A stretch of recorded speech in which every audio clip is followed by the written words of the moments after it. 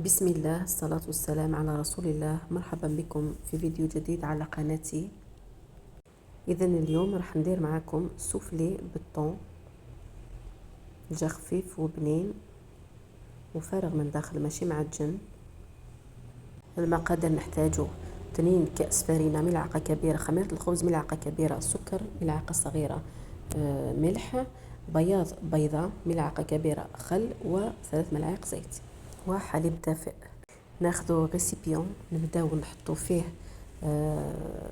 المقادير الجافة تاعنا، فرينة وخميرة الخبز والملح وملعقة السكر.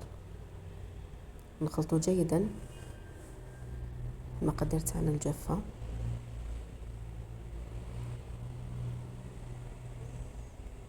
نضيفو الزيت والخل وبياض البيضة،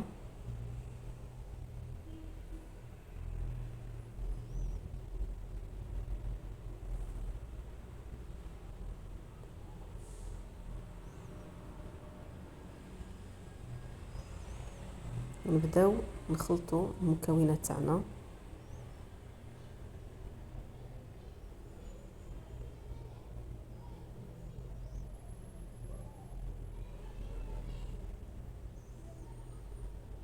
هي امتزجوا المكونات ونبداو نحطوه في الحليب الدافئ تاعنا ونطمو به العجينه.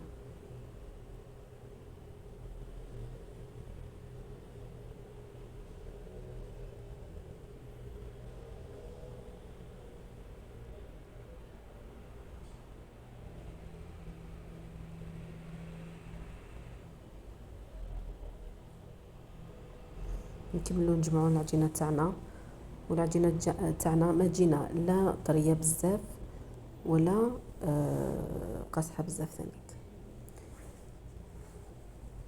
نعجنوها حوالي دقيقتين باش تجينا ملساء.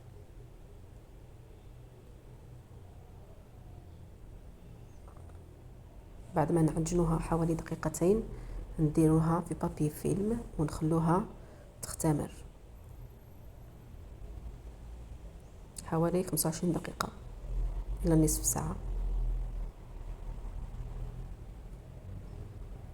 بعد ما اختمرت العجينة تاعنا كما راكم تشوفوا، نجو نبسطوها ونشكلوها ونشكلو دوائر.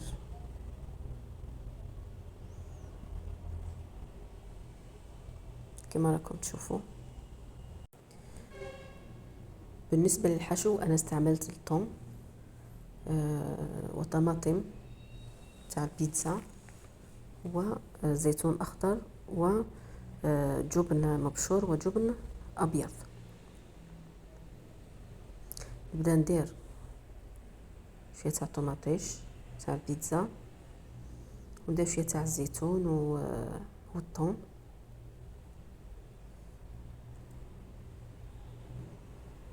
وندير الجبن الأبيض والجبن المبشور.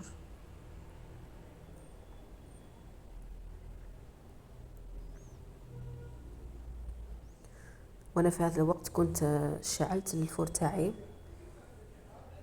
درجة حرارة 180 درجة باش يسخن.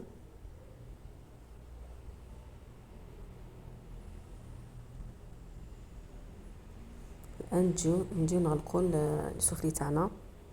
نستعين بأصابع اليدين والفرشيطة، نغلقوها مليح باش كتب ما يحلناش السفلي تاعنا ويسيح الفرماج اللي داخل.